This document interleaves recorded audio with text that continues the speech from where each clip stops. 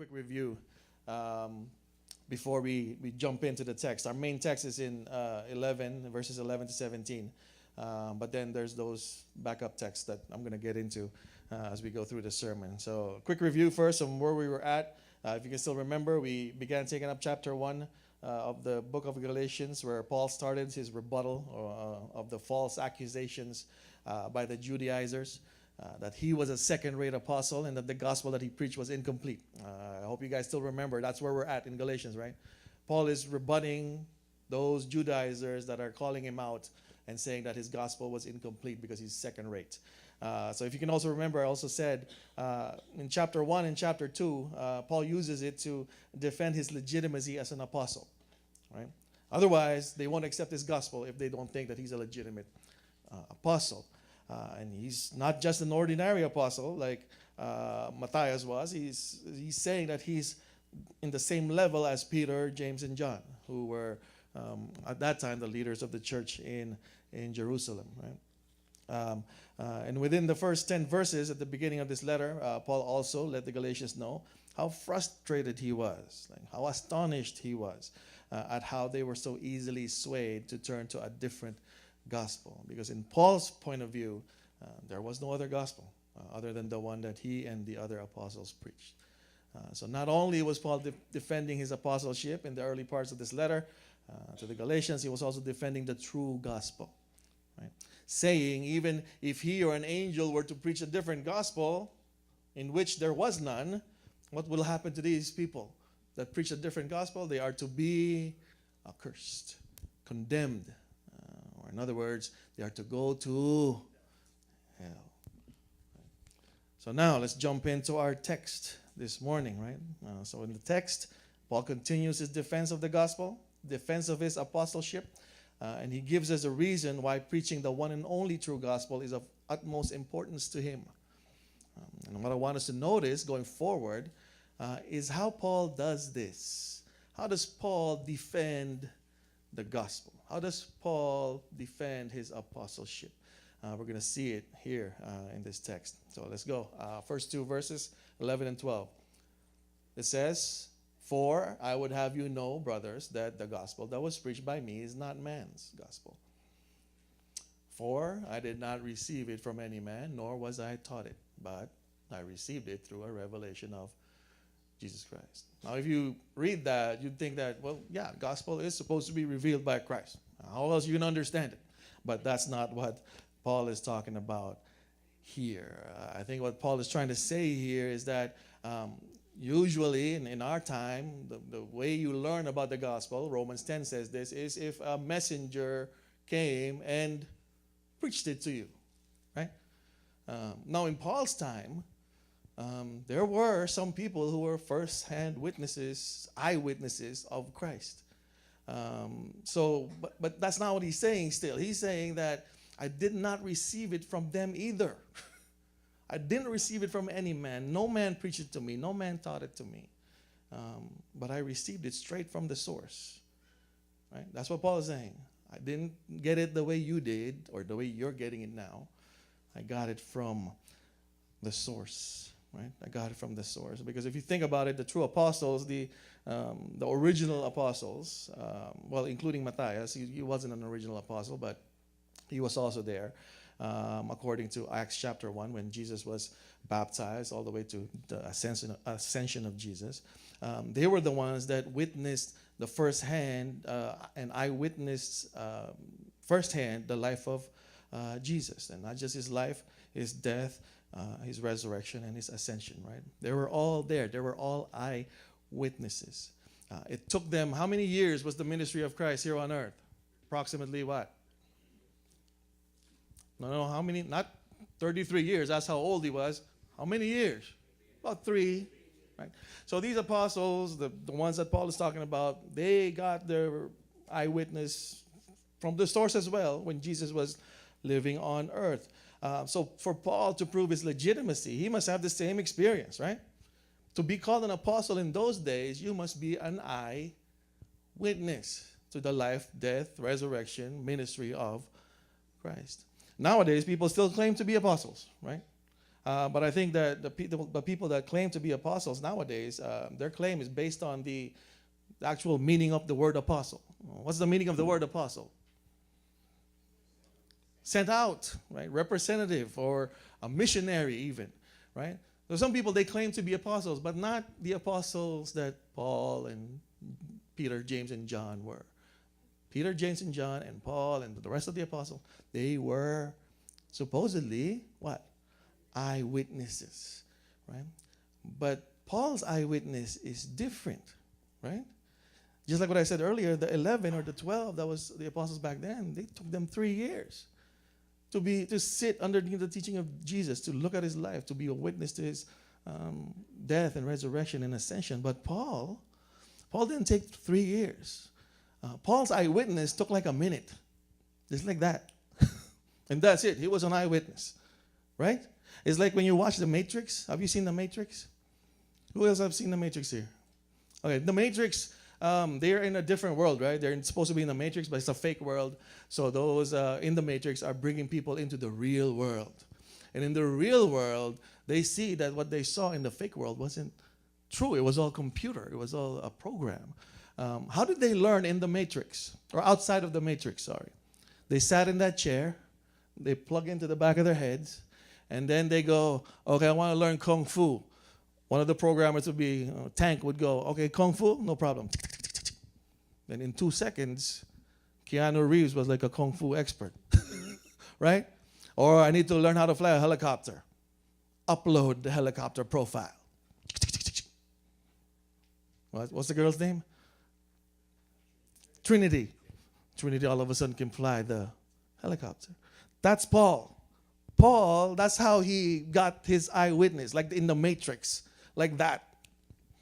Jesus came and I'll give you the gospel right now. Boom, 1 minute done, right? Because how do we know this? From his testimony, right? From his story. What was Paul's story of conversion? Check it out, Acts 9. There's 3 versions of it, right, in Acts. This is the first one, Acts 9. It says, but Saul, that was his name before he got converted, still breathing threats and murder against the disciples of the Lord, went to the high priest and asked him for letters to the synagogues at Damascus so that if he found any belonging to the way are the Christians, men and women, or men or women, he might bring them bound back to Jerusalem. Now as they went on his way, he approached Damascus, and suddenly a light from heaven flashed around him. And falling to the ground, he heard a voice saying to him, can you read that?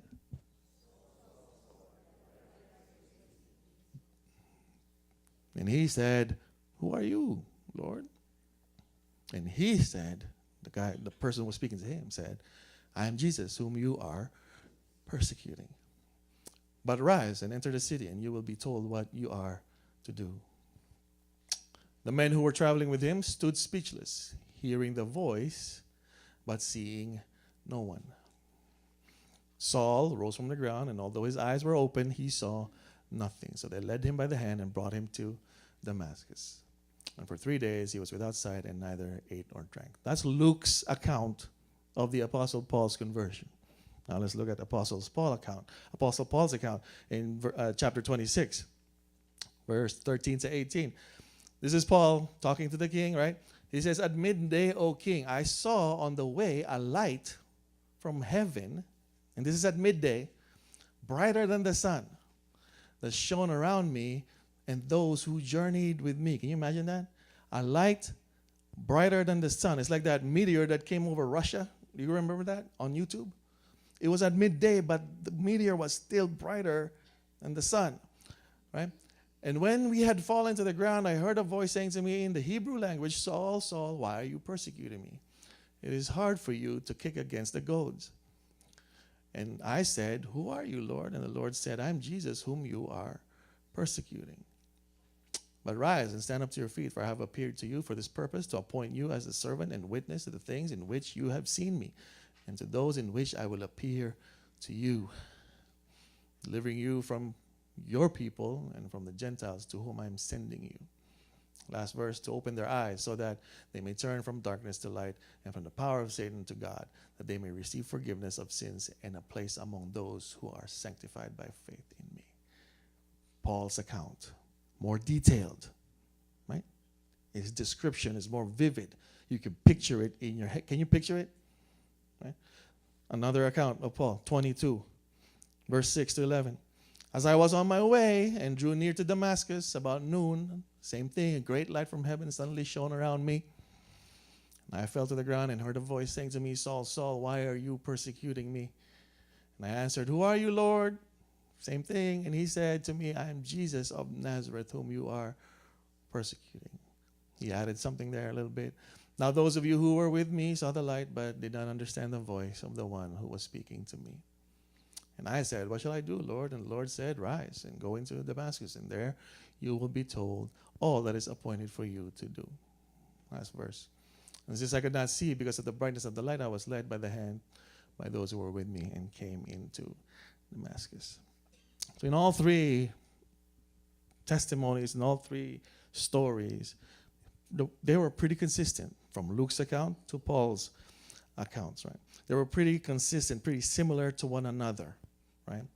But that's not what I want you to notice.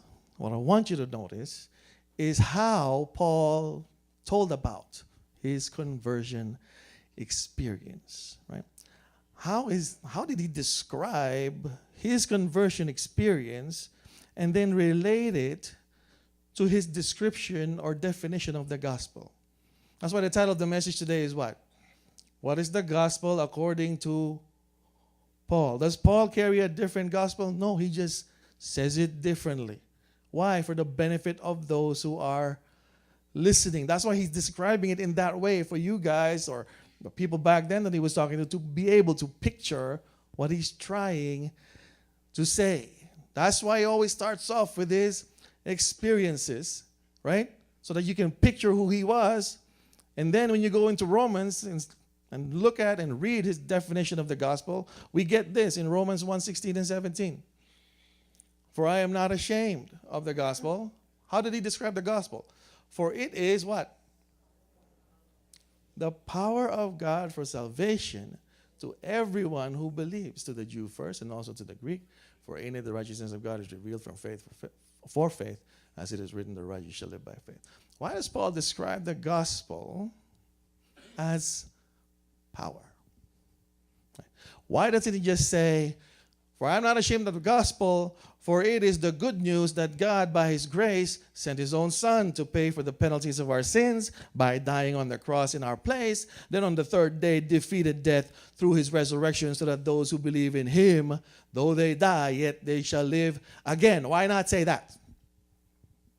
Why describe it as power? When I read the gospel to you, and that was the gospel that I just read to you, right? Right? We're sinners. Christ died for us so that those who believe in him may be saved. What were you imagining? For a lot of us, it doesn't really hit us that hard. But when you say power, something, right? There's a difference in how it reaches you, right? I hope there is. Is there? Some of you are already nodding off. Okay? There should be a difference in how it reaches you, right? Now, why? Why does Paul do that? Why does Paul use a different word to describe the gospel? Right? Is he trying to make things complicated? Am I doing that right now? Am I trying to make things complicated? No, I'm not. Right? But listen, this is why I think he says power instead of the full gospel that I just mentioned to you. First, I think in the context of the letter to the Romans, Paul describes the gospel as power for salvation. For them to see and to understand that the gospel is good news because it not only begins your journey of salvation, but it is the power to bring them all the way to the finish line. Okay. Take note, the people in Rome that he was talking to, they were already Christians. Right? But Paul is saying, yes, that's good that you're already Christians, but you still need to be saved. You're saved to be saved. That's what Paul is saying in Romans 1:16 and 17. Right? And what's going to save me? What's going to continue to save me? Paul says what? The gospel. For it is power for salvation from faith for faith. Right? He uses this word power to show them that you need the gospel for the rest of your life in order to get to the finish line. The only way you could describe it was this is power. So in other words, what Paul is doing here is using a metaphor. You know what a metaphor is? When you use different words to describe something that you can't really describe, right? You use a metaphor or a word picture or a comparison in order for his audience, or in this case in Rome, it's the saints in Rome, to fully grasp what he is trying to say about what the gospel is. So for Paul, gospel equals power. Okay? Gospel equals power. So let me put that in our context. I'm going to play Paul with you today. I'm going to be Paul. You're going to be the Romans. Okay? I'm going to put it in our context. Okay? It's like saying this. It's like saying that the gospel is like the gas in your car.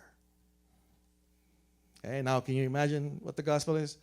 The gospel is like the gas in your car. It is the fuel to begin your long drive, but along the way, you're always going to need a refill. Okay?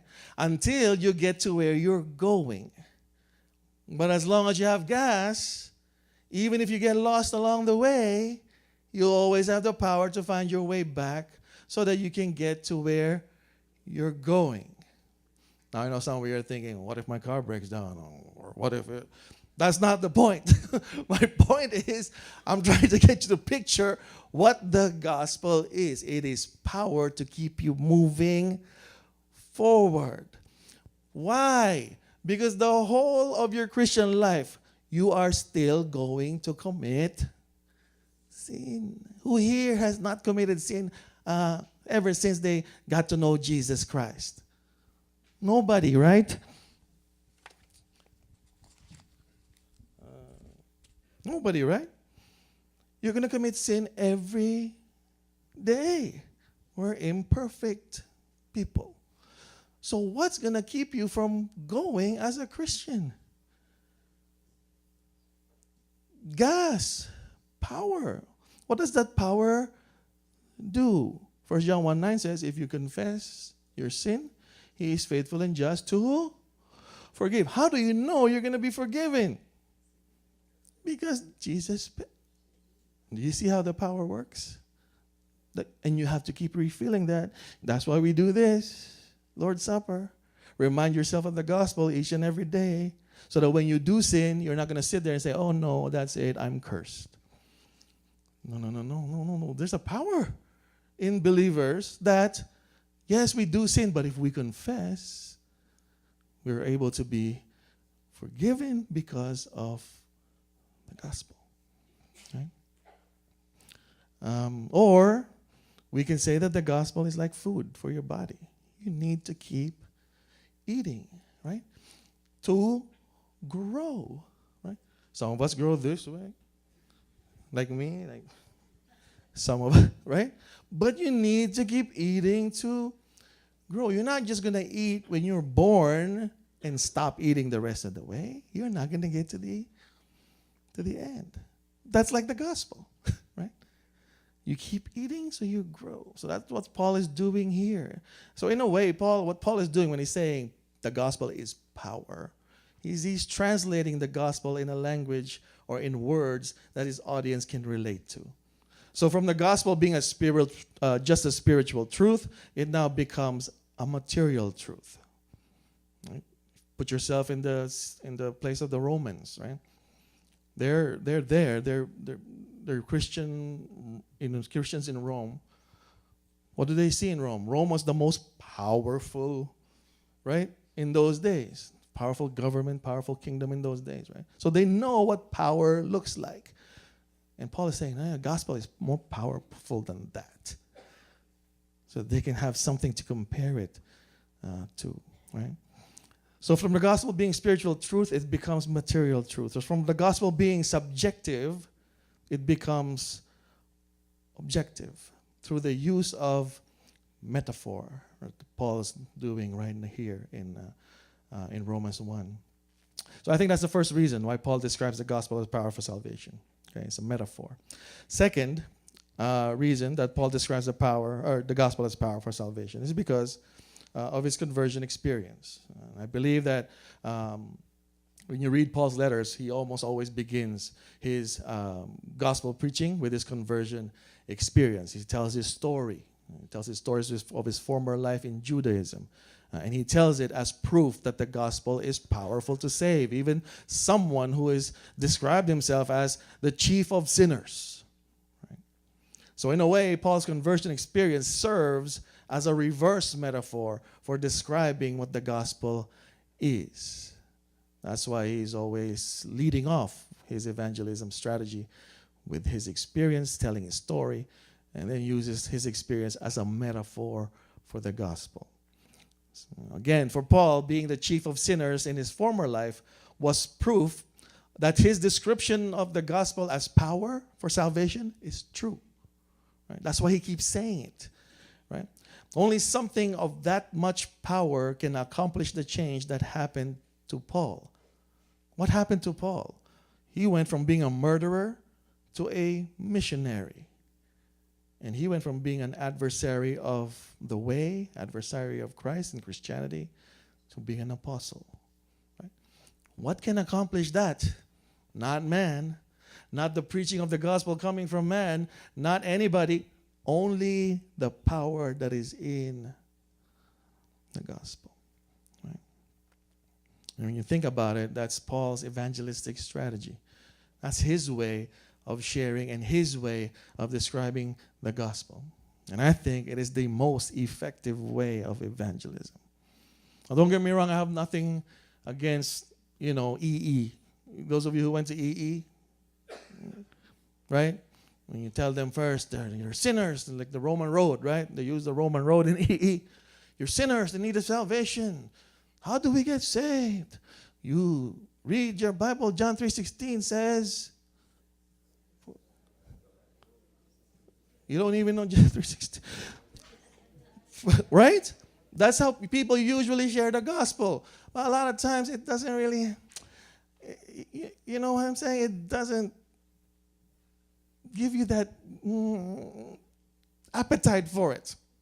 Right? We use the food illustration. It doesn't whet your appetite. Because all I'm giving you is facts, is Bible. Right? And remember, the people that you're sharing to are non-Christian. They probably don't even believe the Bible. So when you throw Bible at them, they're just going to go, okay, good, great. I don't really get it, right? How are they going to get it if you try to use something that they can relate to, right? And usually it's experiences, your experience, and how you were saved. But not only that, what did you feel like? What happened? How did you get to where you are now? Randy Newman, who serves at the C.S. Lewis Institute, he wrote an article on the TGC website. TGC is the Gospel Coalition website, and entitled it, Don't Just Share Your Testimony. I'm going to read to you part of it. Newman said this: the gospel is true, but it's also good. People need to hear about both. A good defense helps hearers understand and appreciate, become informed and hungry, and say, now I understand. As well as, how can I experience that? We need to tell people what caused us to believe, but we also need to say, here's why I'm glad that I did. For a lot of us, it's all about just preaching Bible, throwing verses at people who don't believe in the Bible. And a lot of them then just stare at you blankly and think, okay, sounds good. What does that have to do with me? Right? It doesn't give them an appetite for the gospel. It doesn't make them want to experience what you experience because you didn't really say anything about your experience when you're sharing the gospel. Right? So let me go back to that video. Okay, you guys watch food bloggers? This guy is probably the best food blogger on YouTube. His name is Mark Wiens. Okay, he's an American citizen but lives in Thailand, and all he does is eat. That's all he does. I'm not sure, but I don't know what he does in his spare time, but every time I watch him, he's always eating. So I watch this guy every day. If you know me, I love food, okay? And food loves me, right? So I'm watching this guy, and every time I watch this guy, right, he has this trademark yummy face, right? You know what yummy face is? He expresses with his face what he's tasting. So usually his eyes get big, and he leans to one side. If you watch him, if he doesn't do that, that means whatever he tasted, it wasn't that good. But if he does the lean, oh, you know that's good. That's his yummy face. Now, if you remember the video, he didn't just go straight to the yummy face. He goes and he showed the ingredients, right? The crab, this is the crab. And he showed the chef, and the chef was cooking the crab. And he's describing, oh, man, I could smell the curry and the oils and the heat, blah, blah, blah. I could smell it.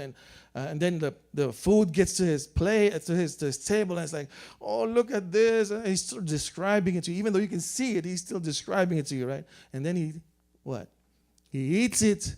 And when he say, oh, it's sweet, it's stringy, it's all these descriptions that have nothing to do with the crab. But what he wants you to do is kind of taste the crab from where you're sitting through the TV or through the computer where you're watching him from. That's what he wants you to do, to taste it from where you're sitting at.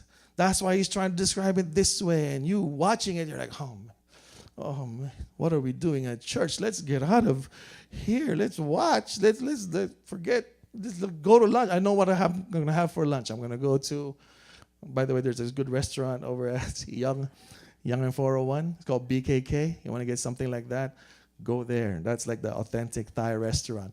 But anyway, I'm already thinking what I'm having for lunch. But didn't it make you hungry watching that video? Right? It made you hungry because of the way you see it and the way he describes it, everything, all that put together, the ingredients, all that stuff put together. It made you hungry, right? Now think about that in evangelistic terms. Does your testimony make people hungry for God? Or I'm just going to sit there and be like, yeah, good, great. You showed me the crab. You showed me how it got cooked. You didn't tell me how it tastes like. A lot of Christians is like that, right? A lot of Christians is like that. Me watching Mark Wiens, I told my wife, next year, we're going to Bangkok.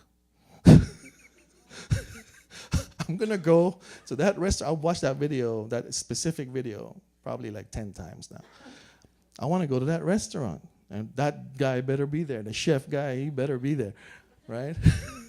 Because I want to taste what Mark Wiens tasted. I want to experience what Mark Wiens experienced. I want that same joy, that same satisfaction that he had while eating the dishes. Evangelism should be the same. Don't you think?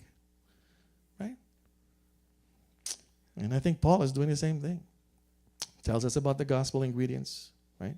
Tells us that the gospel is Jesus dying for your sins and that the Father sent him, and because of his death you are now saved. He tells all about that. He tells us about the cooking process. He tells us how he used to be a murderer. He used to be an adversary. He used to be this and that. But God, by his grace and the power of the gospel, tells us what it tastes like. For Paul, the gospel tastes like power.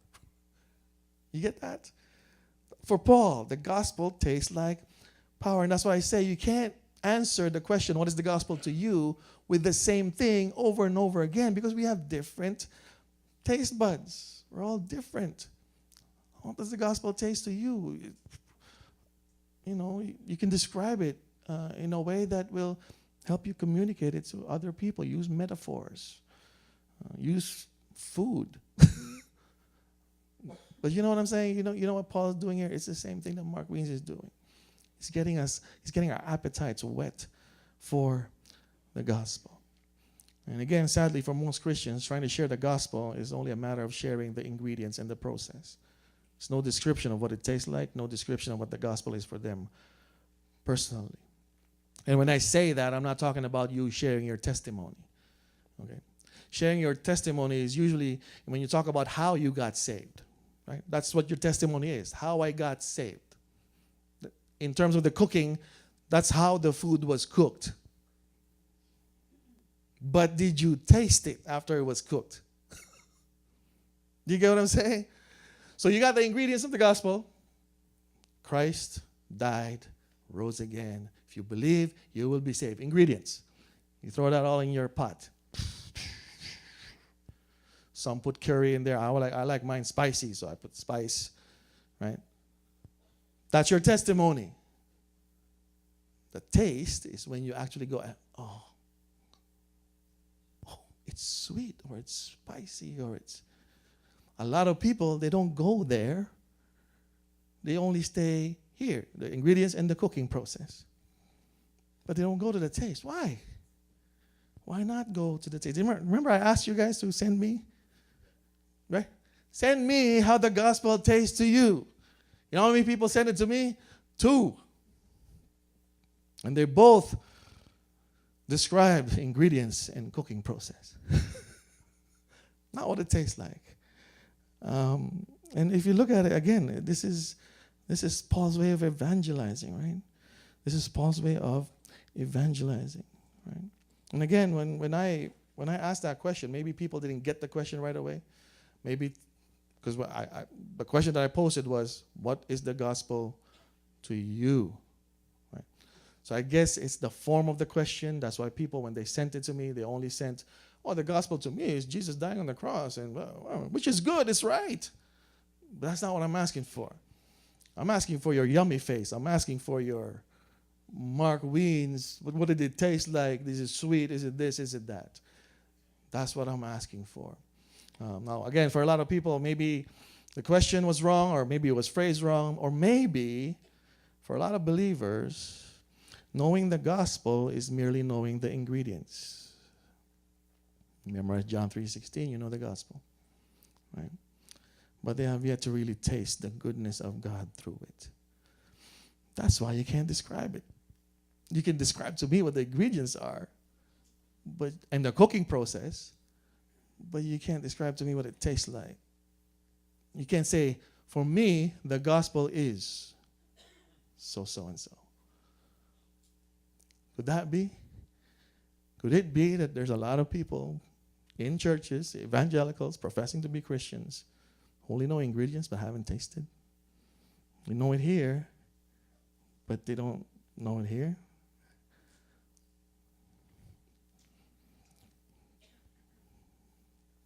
What is the gospel to you? Right?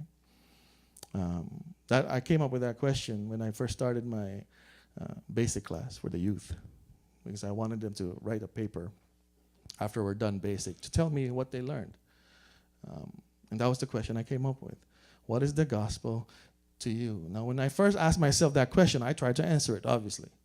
Right?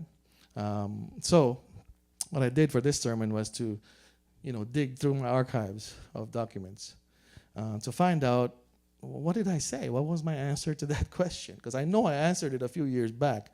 And I found it. I found the paper that I wrote back in March 2013.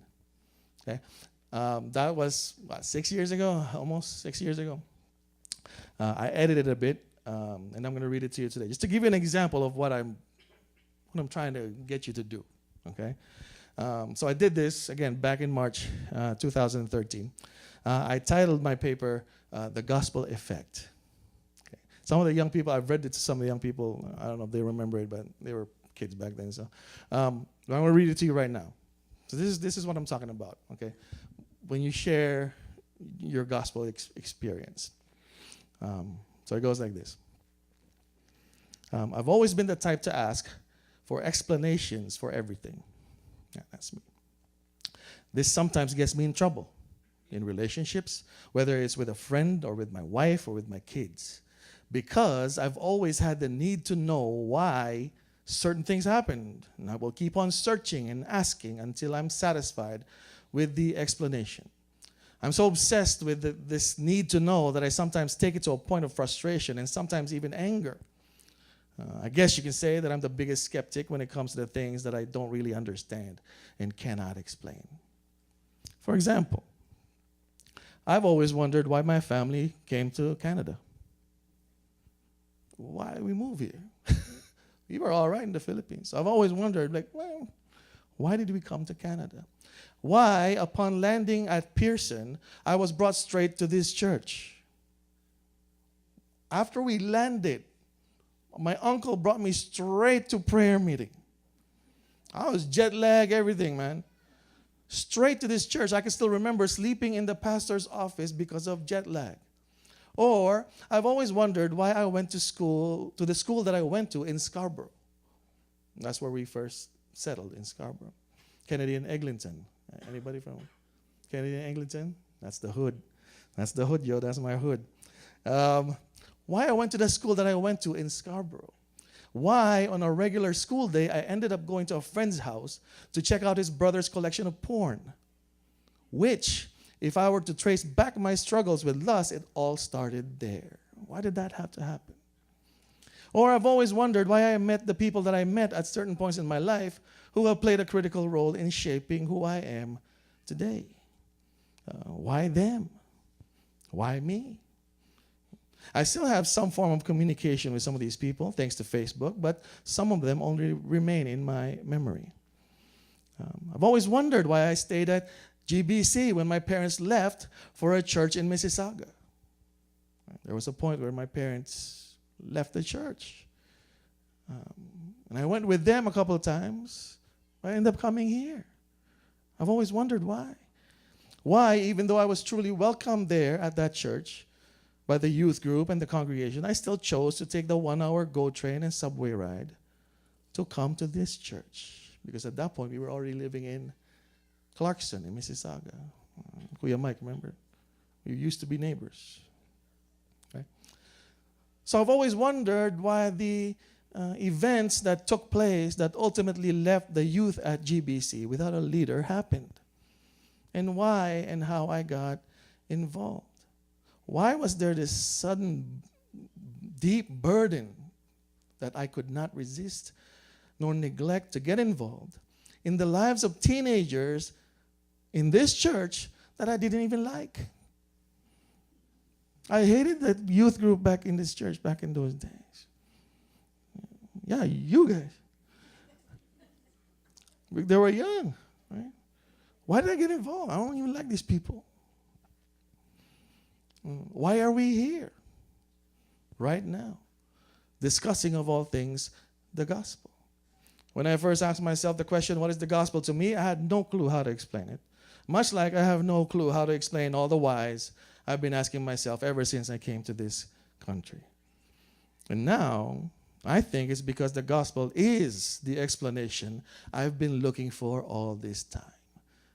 The gospel is the answer to all the things that has happened to me that I cannot explain. How else can you explain a life full of experiences that seem to have nothing to do with each other except to bring you to where you are at this very exact moment? The gospel can explain that. Because even before the foundation of the world, God has already purposed to save me, to bring me to this exact moment where I can testify about the power that brought together certain events in my life in order to bring me to this place where I am right now. And in continuing to believe and to hope in this power, no matter what happens in my life, good or bad, from this point on, I am assured that I will be in a good place, the best place I could ever be. And I can say these things with confidence because I know the one who the gospel speaks of. I know the one who lived a perfect life only to be crucified by the very people who claim to be waiting for him to arrive. I know the one who is all-powerful yet humble enough to take on the wrath of God when he truly deserved none of it. I know the one who took on death itself and came out victorious and more powerful than he ever was when he lived here on earth. I know the one who did all these things so that I can be right here, right now. So what is the gospel to me? And the gospel, to me, offers an explanation for everything and anything that I can't explain when it comes to my life. Right? From the creation of the universe to how did our hearts start beating to why am I here? Because only in and through the work of Christ in the gospel do any of these things exist and have their being. Therefore, and I quoted Romans 3:27, what becomes of our boasting? It is excluded. By what kind of law? By the law of works? No, but by the law of faith. All glory, praise, and honor to Jesus. That's the gospel to me. You ever think about that?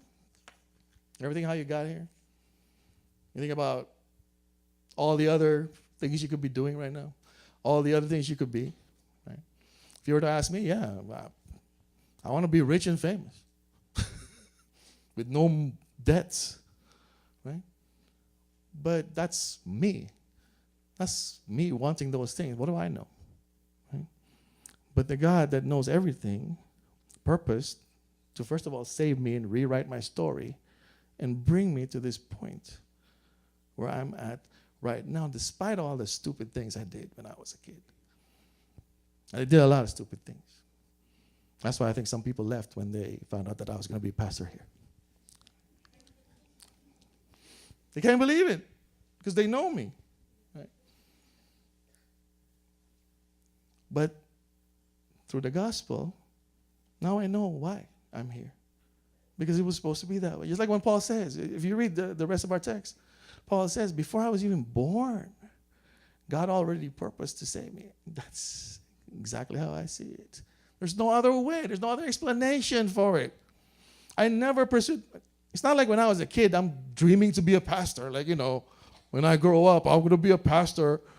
I'm going to lead a bunch of, sleepy people at church. And that's what I want to do when I grow up.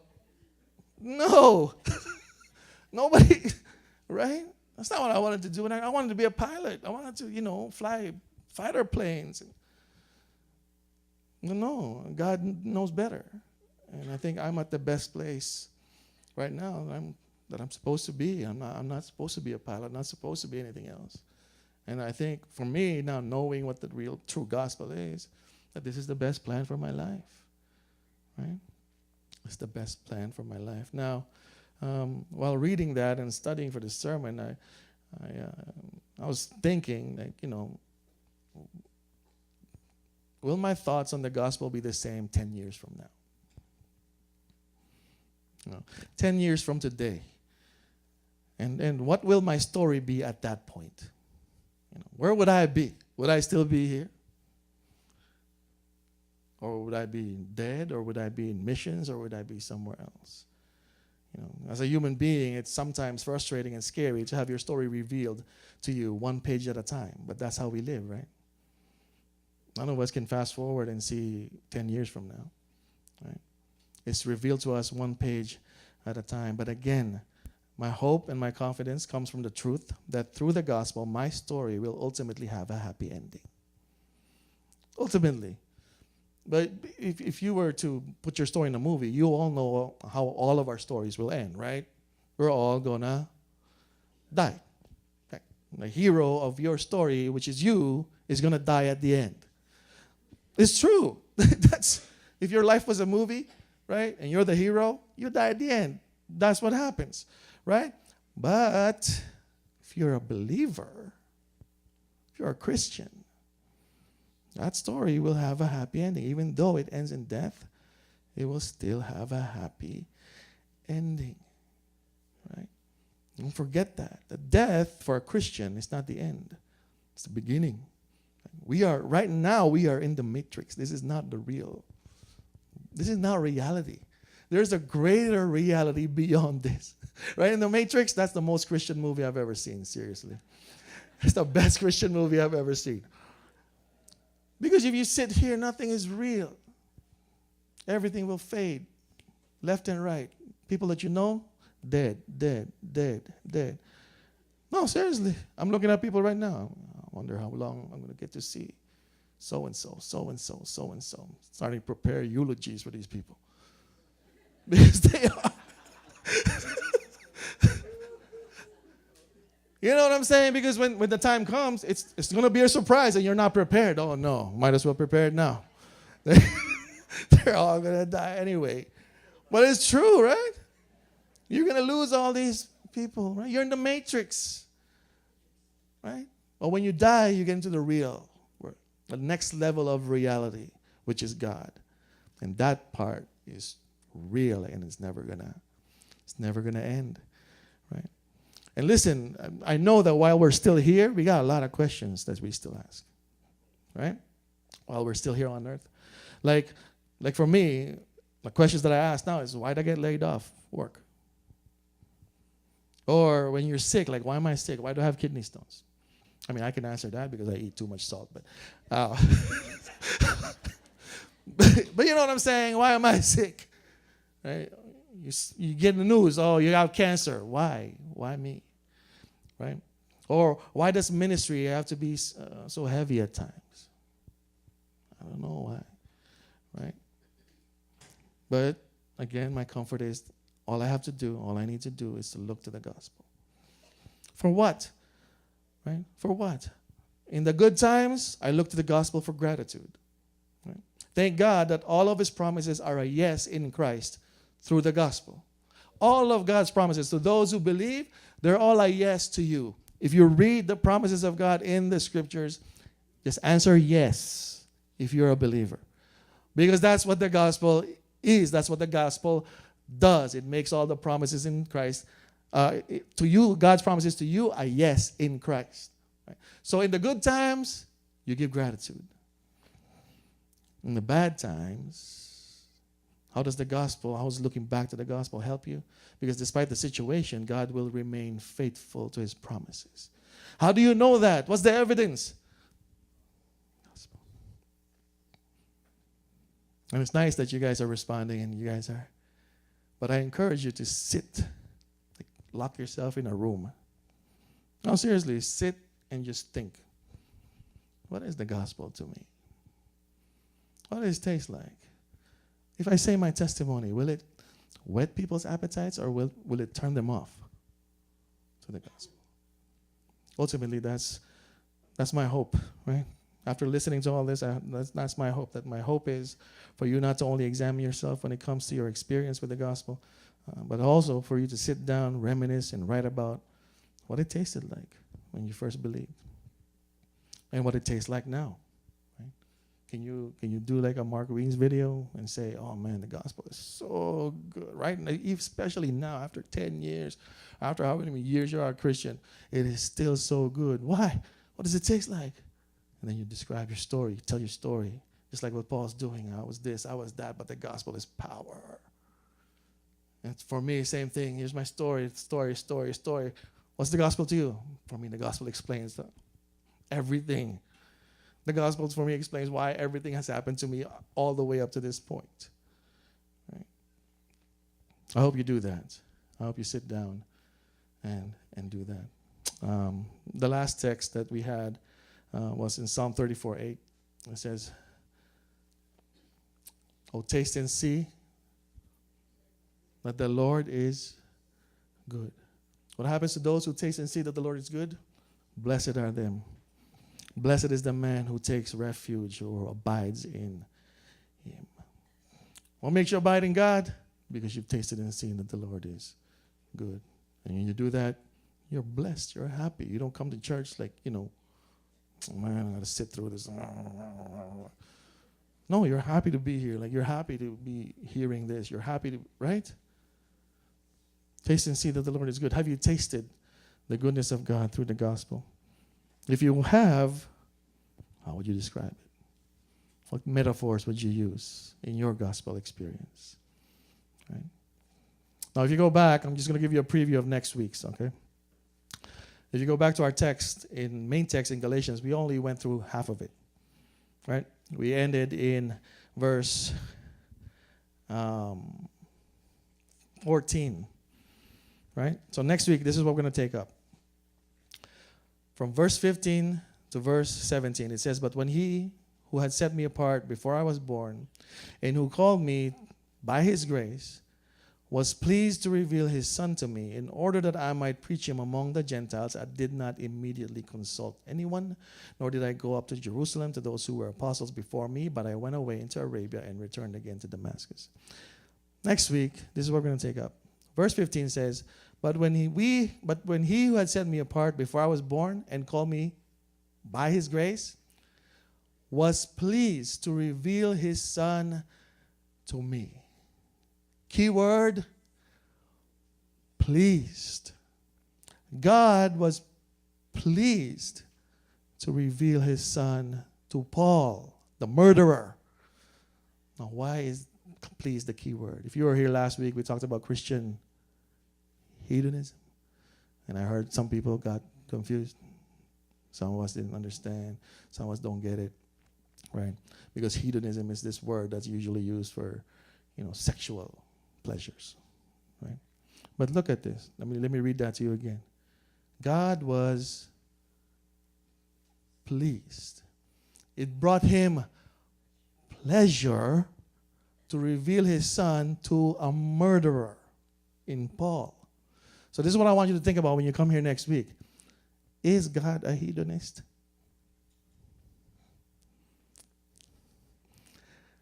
Is the motive of God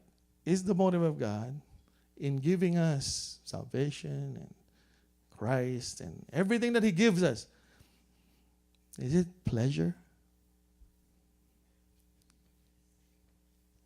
Who said yes? Some people already, yes.